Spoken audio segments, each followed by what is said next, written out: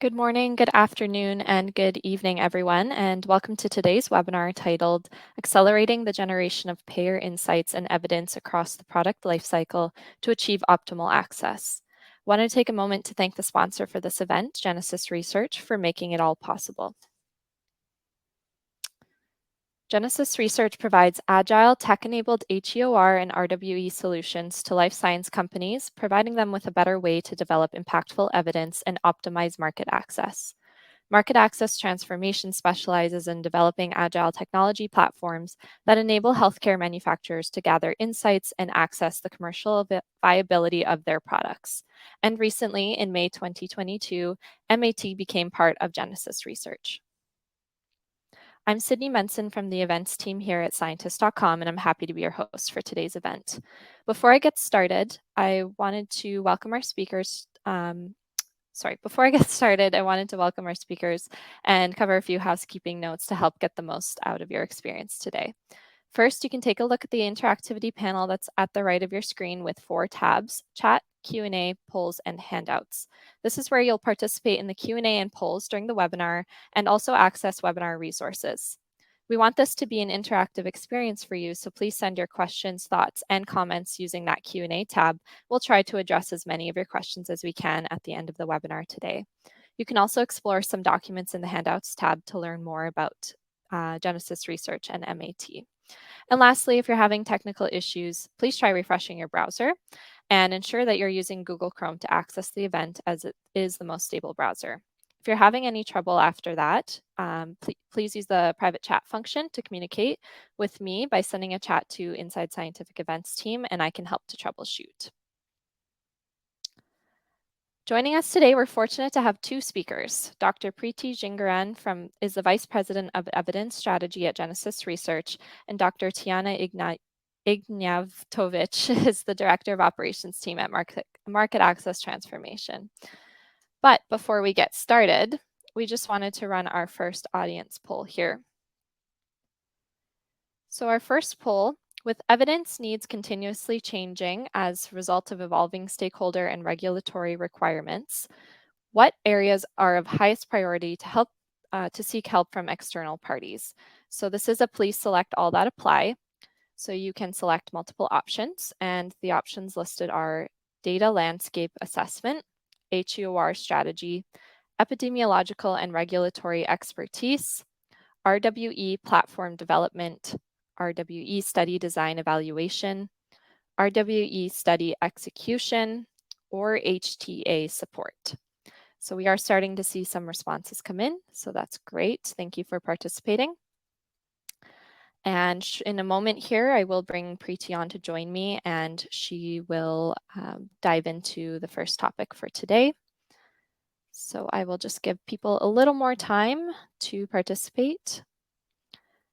And again, that chat, the Q&A panel is open, so at any point during the presentation, feel free to submit your questions. And as I said, we'll try to get to as many as we can today live. Okay. And now with that, I'm happy to bring Priti on to join me. Hi, Priti. Please take it away whenever you're ready. Thank you, Sydney. Good morning, everybody. Thank you so much for participating in the webinar this morning. For the next 40 minutes or so, Tijana and I are going to tag team and present to you the topic at hand. But before we get started, I wanted to take a moment and reflect back and share with you some of the thinking we had on our end in terms of why we even chose this topic of acceleration in evidence and insight generation. So here's the situation. So we live in a very dynamic healthcare environment across the globe, an environment which is creating a new world, a new paradigm for all of us. That requires, in this environment, speed matters. But what's even more important is generation of insights and evidence with speed and agility, but without compromising the scientific rigor. And that is what leads to acceleration of better care for our patients, because you're able to help the life sciences companies to successfully meet the evidence needs of regulators and the healthcare decision makers. So for today, we're going to focus on, one second, I'm trying to figure out how to, okay. Oh, let's go back. We're going to focus on trends creating a new paradigm, and I'm going to touch just on a couple of them. Because of time constraints, I'm going to go really fast. We'll talk about how insights inform evidence strategy. Then we'll talk about technologies and processes which are available to us to accelerate the generation of insights and evidence. And finally, we'll take questions. Moving on.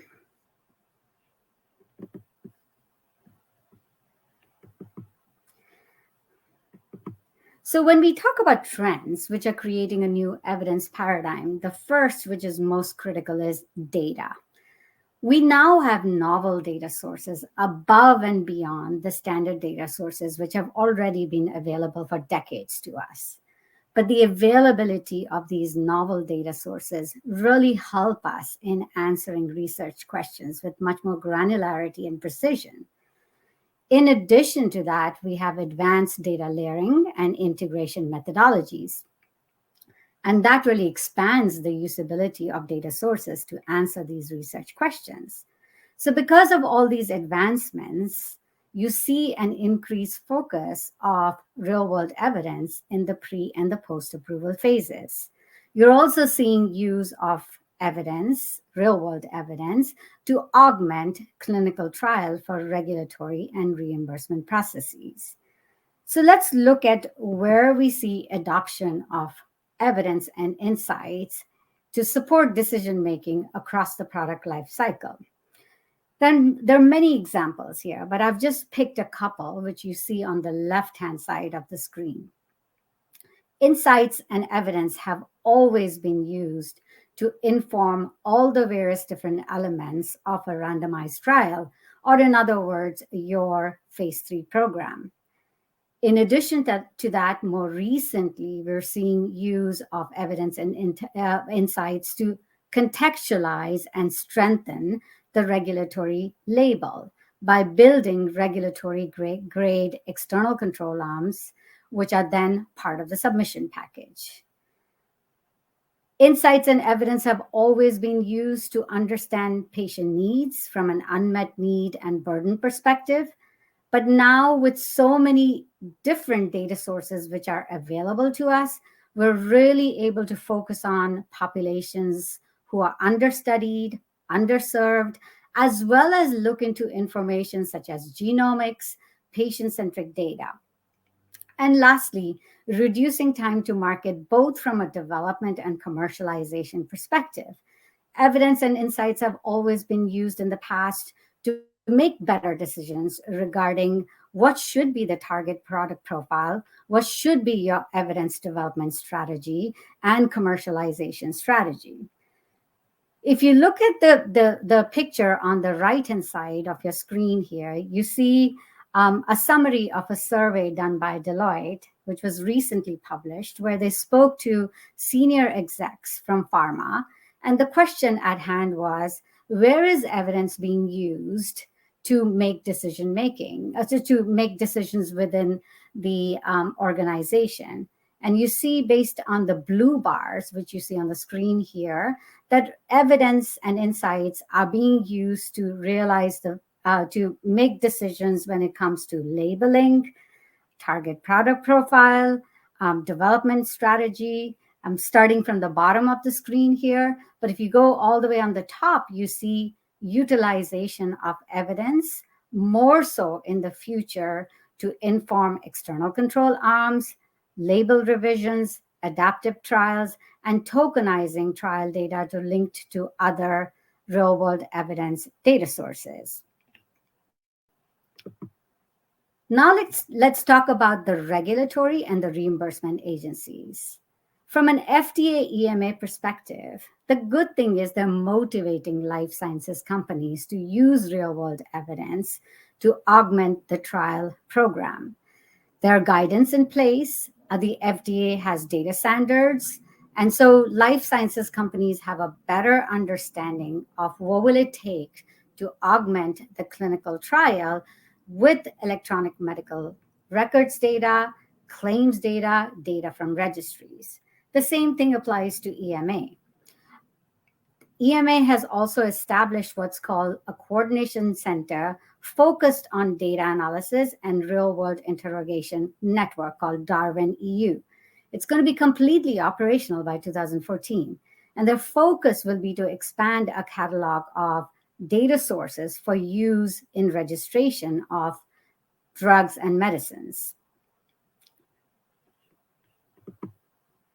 When it comes to the HTA frameworks, they also have encouraged life sciences companies to use evidence for many use cases.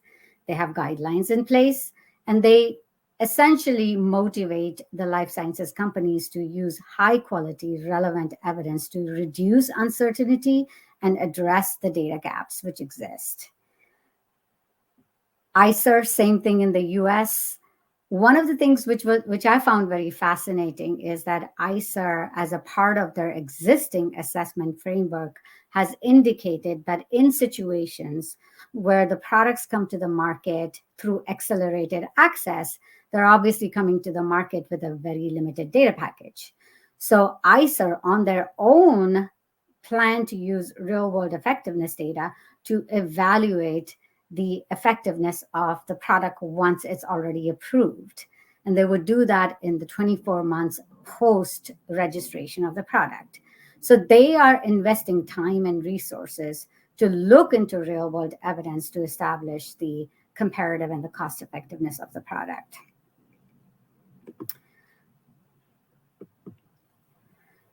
So if you think about the regulators and payers, as you can see from the previous slides, which I just covered, all of them want to better understand what are the populations or subpopulations where an unmet need exists.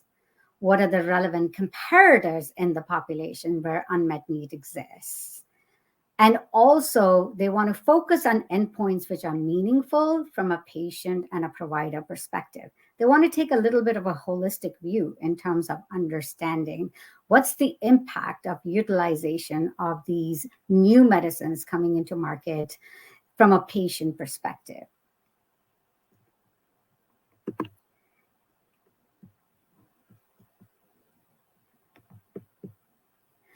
So when it comes to getting insights and feedback from regulatory agencies, they've always given life sciences companies opportunities to engage with them at various different gate stages of drug development. However, the HTAs now, in the last decade, have started to offer opportunities to seek advice as well. In Europe, sometimes the advice is in partnership with the regulatory agencies so that you have a joint scientific advice. And the advice in early stages of development potentially focuses on the trial program. The focus is to get feedback, input on the population of interest, the place in therapy for the product which is being evaluated, the comparators which are most relevant, and the outcomes both from a clinical and patient outcomes perspective. As you move on within the drug development process, you then start looking into all the arguments which are relevant and important from a value for money perspective. That's where your comparative and cost effectiveness analyses come in, where you might be looking at the framework which is being put for your models, the approach you're taking to extrapolate data from surrogate markers to markers which are meaningful from a clinical perspective. Now, when you're preparing for these scientific advice activities with the regulators and the reimbursement agencies, you need to prepare for that. And that's where the insight and the feedback, as you're preparing for these scientific advice activities, becomes really important, because you want to put together the most relevant data package, which is going to resonate with them and seek advice and make it even better and tweak it even further. So as you can see, that multiple trends already exist, which motivate life sciences companies to use insights and inform their evidence strategy. Now, What I'm going to show you here is how the integration of insights and evidence essentially facilitates efficiency across the product life cycle. And in my mind, this is my favorite slide in this deck. In my mind, insights inform evidence. Evidence in itself informs future evidence strategy, but it's an iterative process. And when you bake it and are embedded in early stages of development and implemented all the way through the drug development activities, all the way through commercialization and post launch, that's where you're maximizing the likelihood of demonstrating value of the products. And by doing so, you're really increasing the reimbursement potential of the product from the very get go and essentially implementing the right activities and evidence generation activities all throughout the process. Let's look at some examples.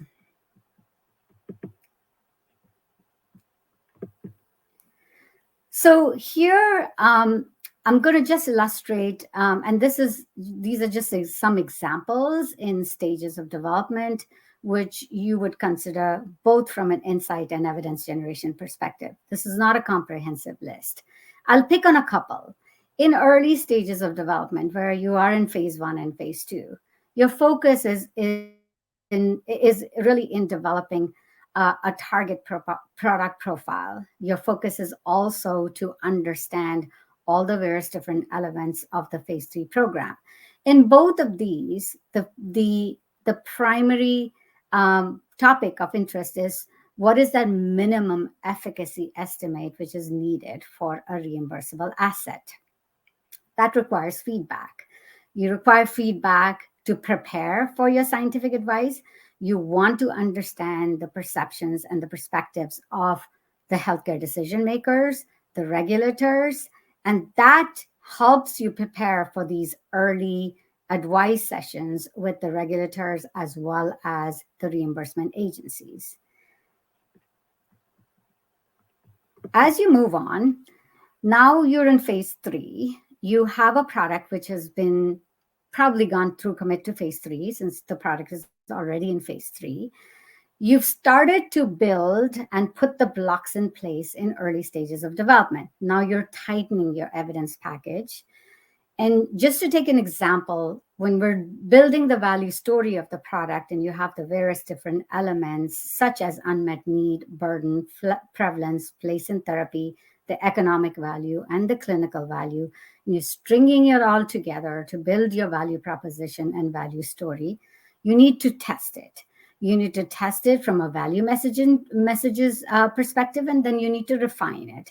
That's where insights and evidence go hand in hand in any stage, but nonetheless, as you get to phase 3, you're really tightening the value story and the value proposition of the product. In addition to that, you're also tightening your phase 3 program before it gets locked, and you want to make sure that the HTA and regulatory needs of the program are embedded within your phase 3 program. That requires insight. And lastly, as you go into phase 4, you have launched the product with excellence. You now want to make sure that you are able to sustain the trajectory, which you've been able to establish at the time of launch, and generate real-world effectiveness. With the generation of the real-world effectiveness, you also are focusing on a differentiation strategy. Where do you need to generate head-to-head data? Do you need to generate head-to-head data? That requires payer input in terms of building that differentiation strategy. So I just wanted to give you some examples of where insights and evidence activities are needed across the product life cycle. Of course, there are many, many more examples to illustrate the point of how insights, when embedded in the generation of evidence and building of the evidence package, really kind of change the game, because you're bringing products and data package which are going to resonate with the healthcare decision makers. So we talked about insights and evidence, but we didn't touch upon acceleration so far. Now we're going to focus on what are the technologies and processes which are available to us to accelerate the generation of insights and evidence. So here, this is where we're going to talk about Genesis research. So when talking about Genesis research, I'm going to share with you some of the nuggets, but of course, there's a lot of information on this slide here. I guess we wanted to tell you a whole lot more about Genesis research, but I'll touch on some of the salient points. So, founded in 2019, based in Hoboken, we're about 200 plus employees across the world. Genesis Research is a leading evidence generation partner for our life sciences industries, and our focus is on end-to-end evidence support across all the pillars of evidence, which includes strategy, generation, optimization, and communications, as you can see on the right-hand side of your screen. Now, I wish I could tell you more about all the offerings across all the elements of evidence, but please feel free to contact us if you need to find out more about what's included in strategy, generation, optimization, and communication. But what makes Genesis Research different?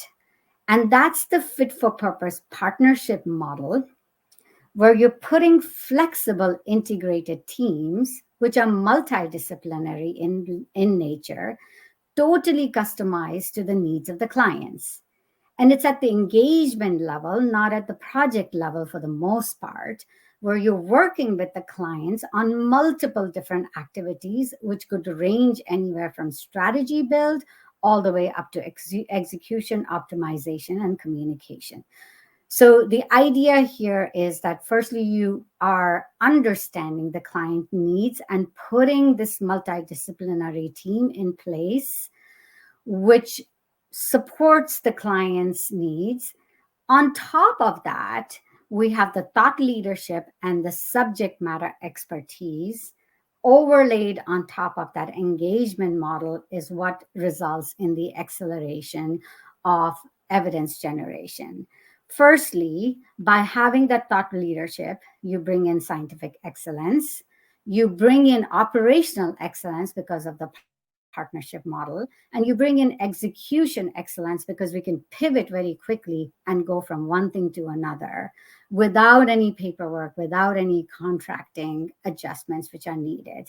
So here, this engagement model, along with thought leadership and scientific excellence, is what results in acceleration and agility and flexibility, which is needed to execute evidence with excellence and speed. At this point, I'm going to hand it back to Sydney, who's going to do yet another poll, and then Tijana is going to tell more about market access transformation. Thank you, Priti, for that great discussion. As she mentioned, I am going to launch our second audience poll here. This one asks, in your organization or role, how important is it to generate rapid payer insights in agile manner to inform evidence generation? Your options are highly important, important, somewhat important, or not important. Please submit your responses now before we move on with the presentation. Okay, we have some responses already rolling in. Thank you everyone for your participation.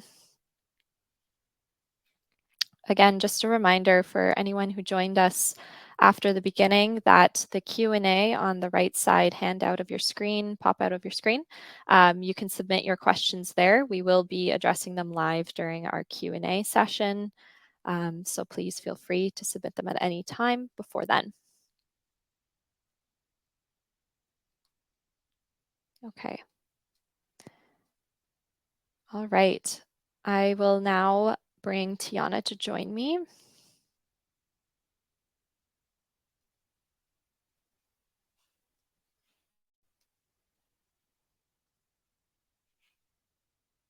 Poll, Sydney. And there you are. Hi, Tijana. Thanks for running this poll, Sydney, and hello, everyone. So we can see from looking at the results of this poll that the majority of you agree that it important, highly important to generate payer insights in a rapid and agile manner. And that's great to hear.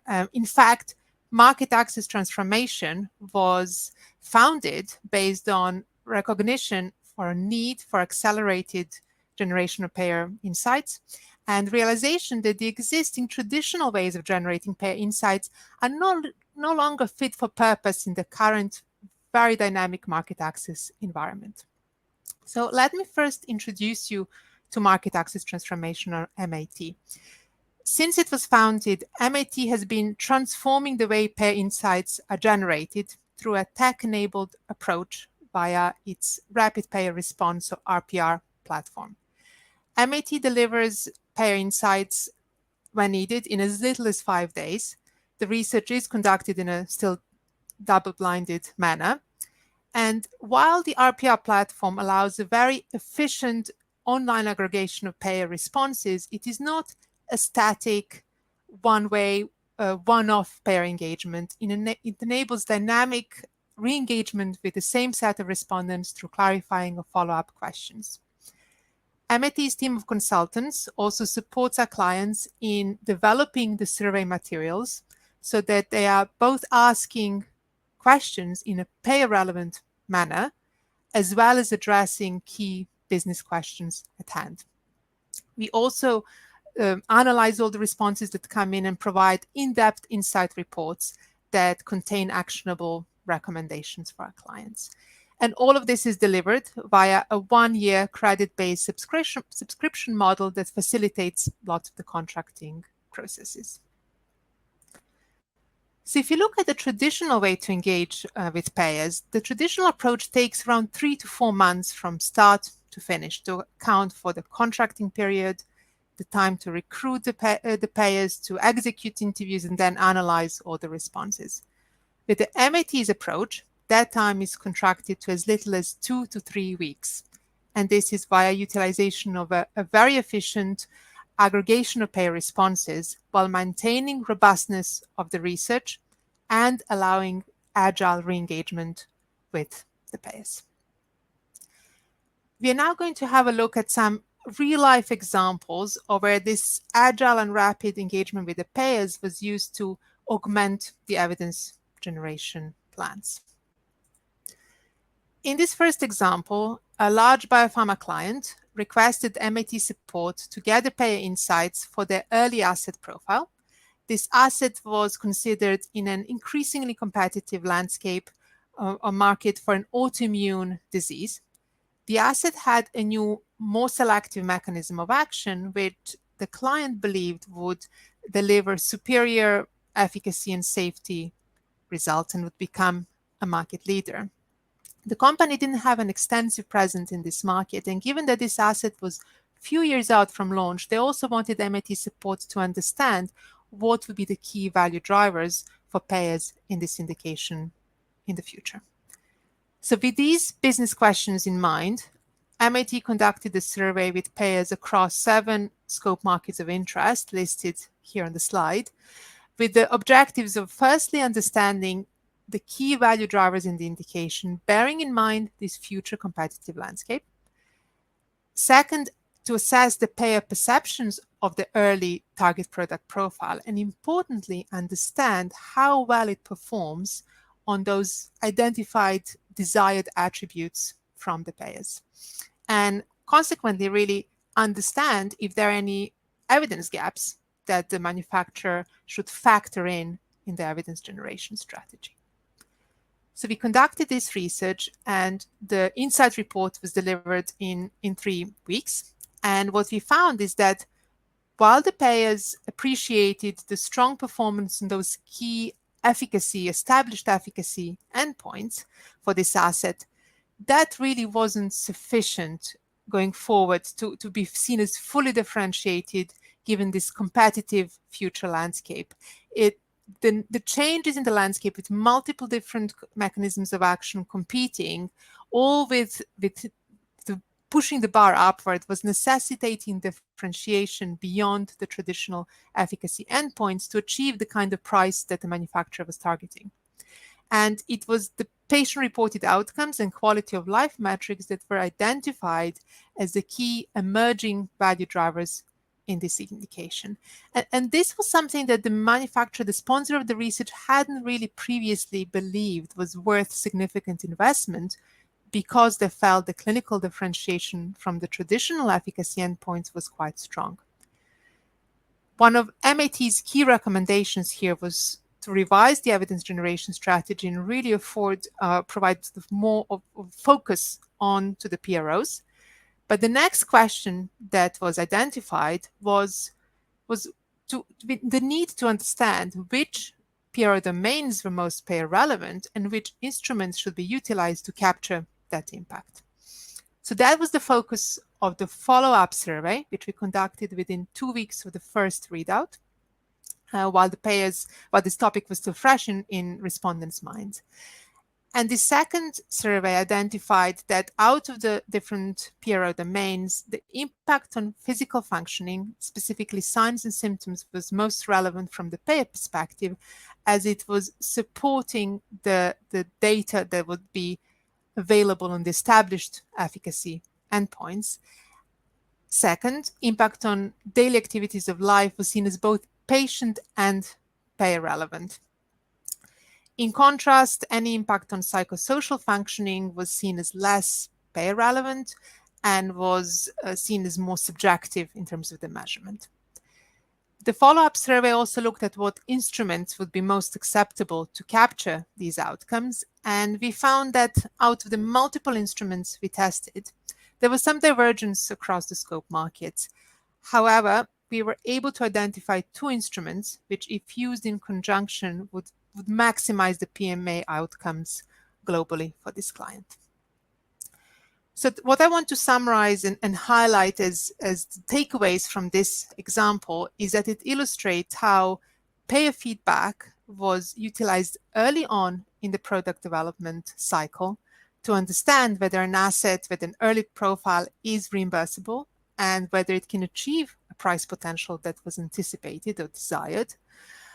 Secondly, the ability to re-engage with the payers allowed us to dig deeper into the evidence gaps that were identified, understand how to fill them so that the company could achieve the target price. And thirdly, all of this research was delivered on fairly accelerated timelines to meet the client's internal milestones. In this next example, we'll be looking at how rapid payer feedback was utilized to inform registrational trial design, and also how to identify areas of focus for the HTA scientific advice ahead of protocol lock.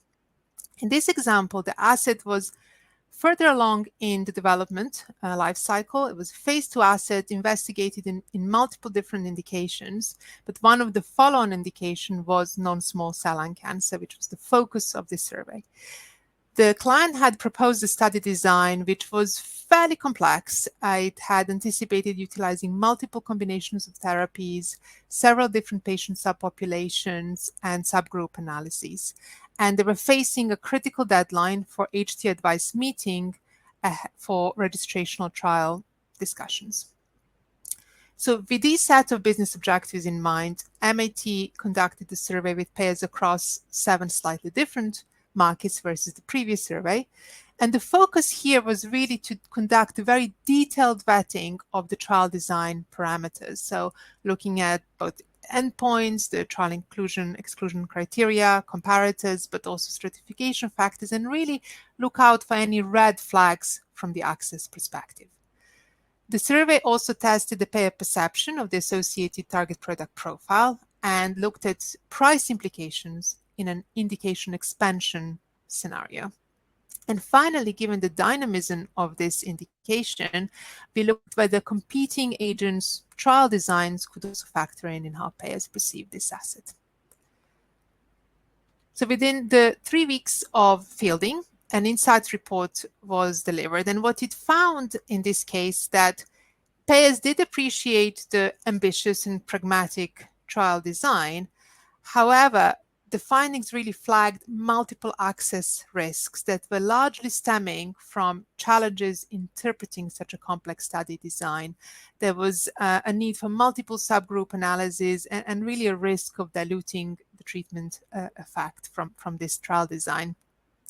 In addition, given the complexity of this indication, the chosen comparator was seen as suboptimal, looking at the multiple markets of focus.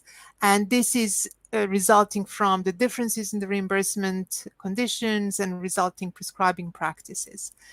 Now, while indirect treatment comparisons were one of the identified mitigation strategies, the payer research also flagged that in this situation, there were many risks and challenges in really delivering ITCs which were sufficiently robust.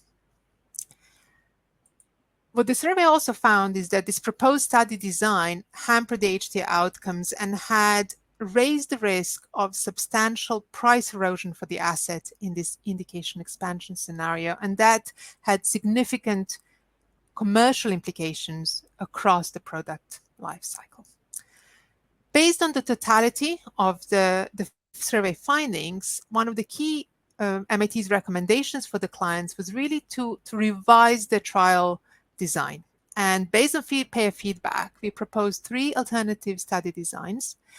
Some of the changes included focusing on a more narrow patient subgroup with worse prognosis, changing the trial arm design, and also rethinking the comparator to include physician choice of therapy as well. These alternative study designs were vetted and checked by the client's clinical medical teams and were then retested with payers within 2 weeks of the first readout. What the second survey was able to identify was the preferred trial designs per each market in scope, and there was some divergence in preference. However, by factoring in also the price potential and the volume potential for each market, MIT was able to recommend to the client one trial design to focus on for the clinical development and also to focus on during HTA scientific advice. So the 3 points I want to highlight from this case study is that, firstly, in this situation, rapid and agile payer feedback was utilized to allow the client to revise the pivotal trial design to prevent any access hurdles further down the line. Secondly, MIT's fast turnaround timelines allowed the client not just to pivot, but to retest their revised evidence generation strategy. And lastly, it also enabled the client to maximize their engagement during HTA scientific advice. We know that this time is very precious, so this enabled more effective engagement on that occasion. These 2 examples we've gone through now are just snippets of multiple different situations where MIT can support the revision or testing of the different evidence generation strategies, but hopefully give you a flavor of why this approach is valuable, really in augmenting the evidence generation plans. I'm now going to hand the rest of this webinar presentation back to Priti, who will discuss some further real-life examples. Thank you, Tijana. All right, so let's move on and talk about some additional case studies here. All right, so yet another case study. So in this situation, a clinical stage life sciences company requested support across multiple assets within their portfolio. These assets were in the oncology space on a proprietary platform. The most immediate need which our client had was to really provide rapid and time-sensitive integration and input into their trial design from a payer perspective. Their phase 3 program was going to be locked in about 3+ months, so we had limited time to make adjustments to their evidence strategy, including the phase 3 program. In addition to that, they requested Genesis Research to build an integrated evidence generation strategy, including HEOR activities across both of their assets, which they had in their portfolio. The first asset was an alliance with yet another large pharma. The second asset was something they were going to be independently developing and commercializing. Now, this company did not have experience in commercialization, hence, they were really looking for that thought leadership and scientific input to integrate pair and HTA evidence needs into their evidence package. So first, from an approach perspective, we rapidly integrated into the client's cross-functional team. If you remember early on, we talked about these multidisciplinary teams, which were fit for purpose based on the client's request and client's problem at hand.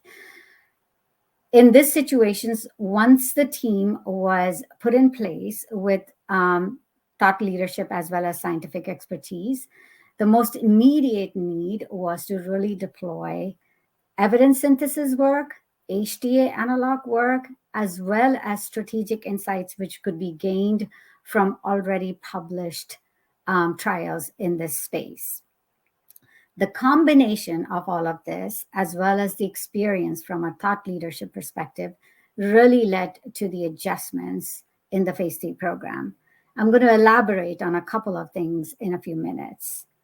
I do want to emphasize the point that in 2022, when the engagement started, and we're still working with the client, the focus was more on strategy build with the support of evidence synthesis and RWE analytics.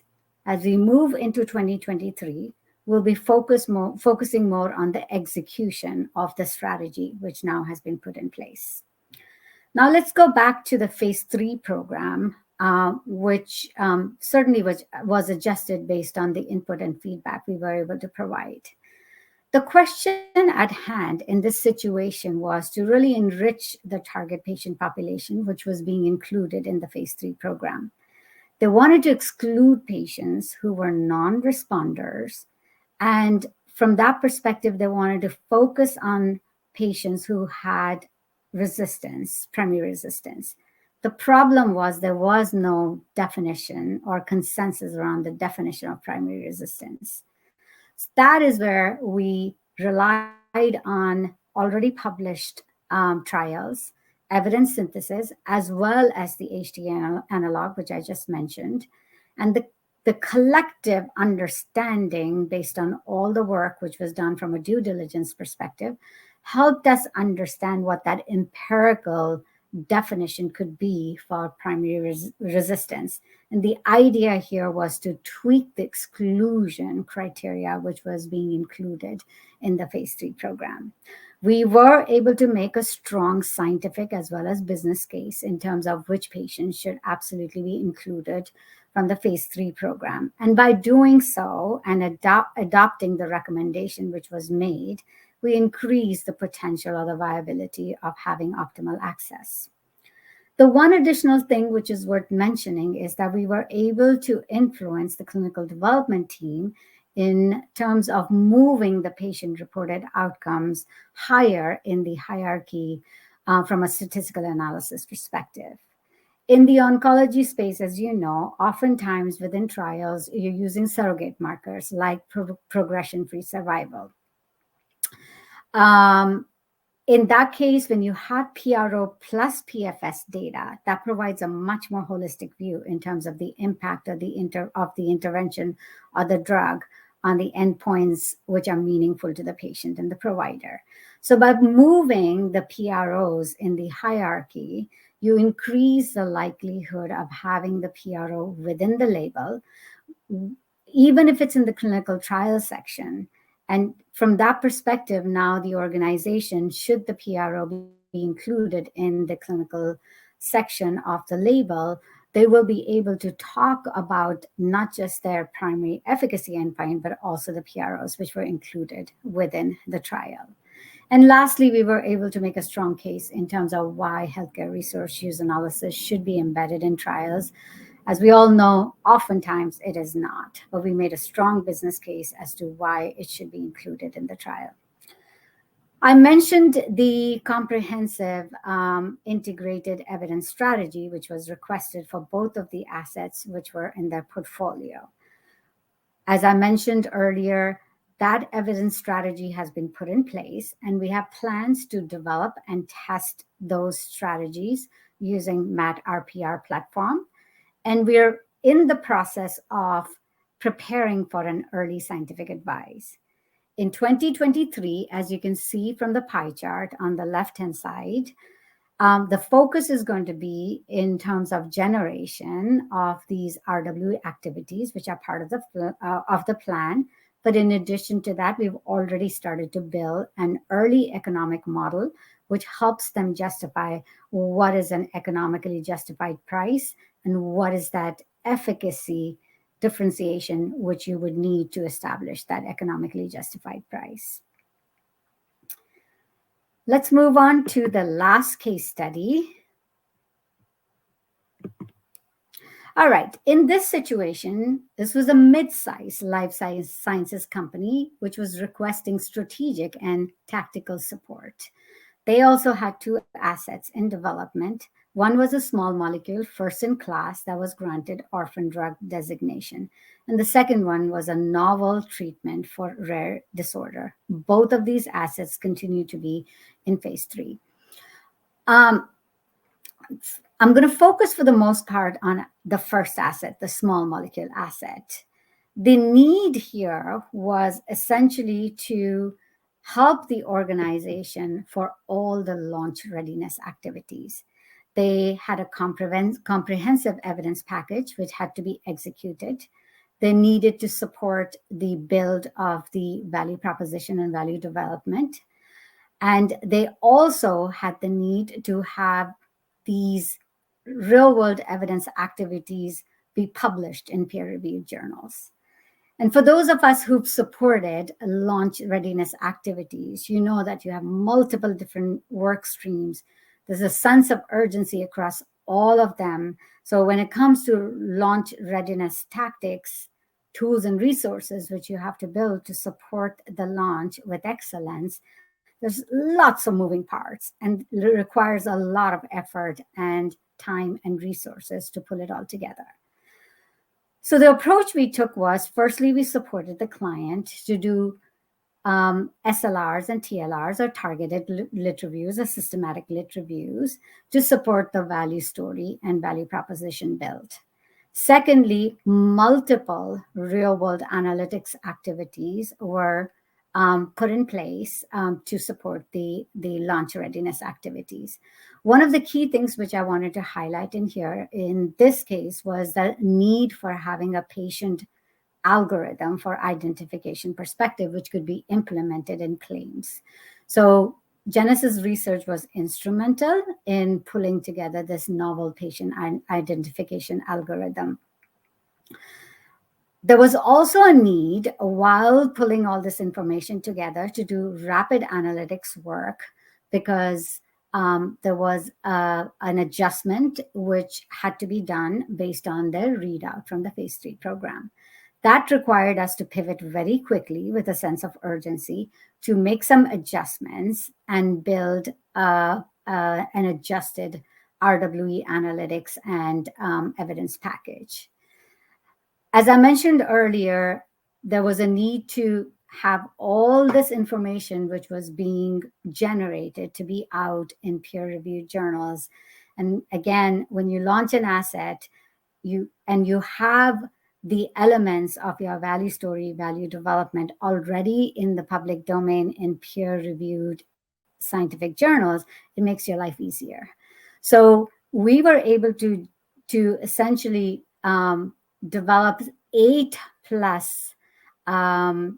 publications and put it out for peer-reviewed. Many of them have already been published. So hopefully this helps you understand the end-to-end support which Genesis Research can provide, which ranges all the way from strategy to synthesis to communication, as well as optimization. And this would be a perfect example of when you need different and disparate type of support for launch readiness or other activities. Now, if you remember from the previous slide I had, that there was another asset which they had in their portfolio, which was in earlier stages. And I haven't spent too much time on that, but I did want to to highlight that we're in the process of pulling together the evidence package for that asset. And the next step for us is to really help the life sciences company for an early strategic a scientific advice activity with the HTAs. And as a part of that activity, there's a lot of different elements we're focusing on. Some of them include really operationalizing the efficacy endpoint based on empirical data, understanding how to optimize the background therapy and what would be acceptable in this space, and lastly, minimization of drug wastage. So last slide here, I wanted to just highlight and close this session. So in summary, hopefully Tijana and I have been able to make a strong case in terms of why life sciences companies should take a life cycle approach to insight and evidence generation that begin in early stages of development. You saw that the generation of evidence and insights is an iterative process, and when done well from early stages, it could be game-changing because it brings in efficiency and effectiveness from a development and commercialization perspective. And lastly, agile partnerships such as the ones with Genesis Research and MAT, RPR, really provide the ammunition to bring in the acceleration and optimization of insight and evidence generation. We want to thank you for your time, and I think we have probably about 10 minutes to take some questions. Perfect. Thank you so much, both of you, for those fantastic presentations. Let's dive right in and start taking some audience questions. Our first one here is from Mohammed. Does MAT have any experience of testing RWE strategy / study design with payers? Okay. Thanks, Mohammed and Sydney. So that's an interesting question. In the previous, in her initial presentation, part of the presentation, Priti was discussing the growing importance of real-world evidence and also the growing interest from the manufacturers. So in fact, we've had lots of more interest in the recent years and activity within the segment. And the type of work we've done in the real-world evidence space has been very varied. So it included more landscape type work in just terms of understanding how payers see real-world evidence, how they utilize it, and really the acceptance, because this is a fast-moving field, or being much more into going into much more specifics around what type of study design should be utilized to augment either a pre-launch product or at launch, maybe in situations where it's a single-arm trial, so using synthetic control arms through real-world evidence, or for launched products in looking at how post-marketing real-world evidence can augment the differentiation, particularly where there's no head-to-head data. So yes, we've had multiple different types of surveys have been involved within this area, and it's just really very important. Okay, great response. Thanks. Our next question, Stephanie asks, how do you determine data available or possible data sources for a disease state? I could take that question. Here in Genesis Research, firstly, we're a data agnostic company. We work across multiple different data sources. So when we have a question at hand, we try to do a data landscape to understand what would be the best data sources to answer the research question. As you know, when you work with big pharma, they have a lot of data available through their platforms. In other instances, we would go into the literature to better understand what would be the best data sources to answer the question. Sometimes it also requires us to do some feasibility work early on to really pin down the appropriate data source which should be used to answer that question. It's very disease dependent. Every data source has limitations and strengths. So it's really very important to understand what is the disease state, what is the question at hand, and what would be the best data source to answer the question. Okay, fantastic. Thank you. Okay, our next question is from Lee. Given that payer insights are collected via an online platform, can they be as robust as telephone interviews where the interviewer can probe and change direction course? I think this is relating to MIT, so maybe I can take this one. So yes, MIT has an online payer engagement platform. However, as I've said before, it's not a static engagement. It's not some kind of survey monkey. Payers writes short answer, multiple choice questions, and there they go. It's we have the MIT draws on the experience of first structuring the questions in a way that really utilize the most appropriate approach to answer the question at hand. Also, the payers who work with us know also what's expected in terms of the depth of the response, so we can get that robustness. But also we have that dynamic ability to re-engage with the payers in case there is something that's not clear, or if there's totally new avenues worth exploring to ask follow-up questions. And another advantage of the online approach specifically versus time-limited interviews is that we get every question answered. It's not a case of going through discussion guides and then running out of time to answer some questions. So every payer answers every question, and payer not under time pressure to answer them. They can take the time, they can reflect on it, they can consult with colleagues, they can do their own research, so they can give a more informed response by just being allowed more time as well. Okay. Hope that answers the question. Yeah, great. All right, our next question is from Jing.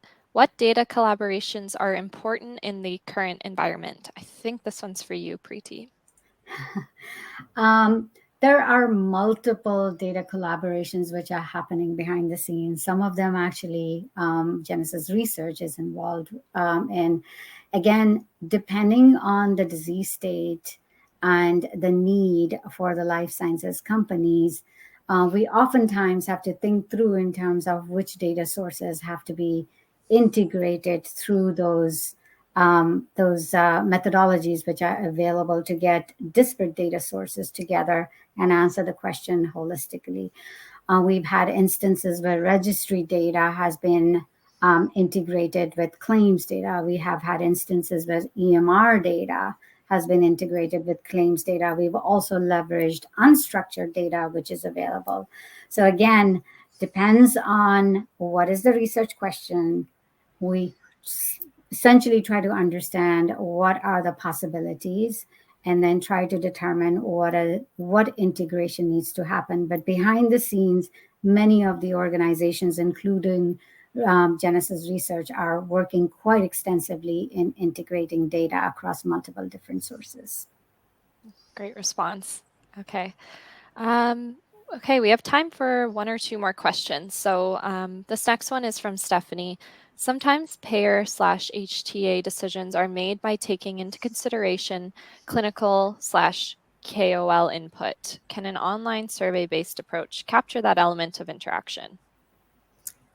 Okay, I think this is probably a question that's relevant both to Priti and me, but given the online angle, maybe I can take this one. I think that's a good point that in most diseases, but in some maybe rare diseases specifically, that clinician input can be quite important and payers will rely on it. So in instances where we feel that is quite important, the way MIT approaches is we include both the KOLs in the sample so we can get that KOL voice and also compare the differences. Sometimes KOLs have more positive views on therapies and disagree with payers, and that is how it really goes out in life. So frequently we found that we do include KOL work in our surveys as well. But there are also instances where an area is completely new, and where we found approach works is to conduct surveys in a two-way approach. So first, looking at the KOL findings, and also consider feeding or utilizing some of those KOL findings, let's say on a TB perception, value drivers perception, and presenting them to the payers as well, so that they can respond to those and react and really imitate and emulate some of that real life discussion that also goes on. And I think one of the benefits of this approach is that rather than having few very strong voices dominate any discussions that can happen sometimes in the advisory board, we can still get everybody's voice heard quite strongly. Okay, that's great. Yeah, and I'll just add a little bit. Tijana answered it in a very robust way, but We always have the traditional approaches of ad boards and one-on-one discussions and diet interviews. All of those are available to us, right? So we have to use our judgment and our experience to understand. We may start from MAT RPR, and when it comes to refinement, that could potentially be done using the traditional approaches as well. So there is no one size fit all. You really have to understand what is needed and what would make sense from a strategic perspective. Okay, thank you both so much. I think that will be the last question. So I just wanted to say thank you both for your time and expertise today. It was really a pleasure to have you with us, and I hope you had fun. Thank you. Thanks, everyone. Bye-bye. Great. All right. And I just wanted to thank our live audience. We know you have busy schedules, so we really appreciate you being here live and hope that you enjoyed your experience today. Quick reminder, a recording of today's webinar will be available soon, so keep an eye out for an email that will give you access to that.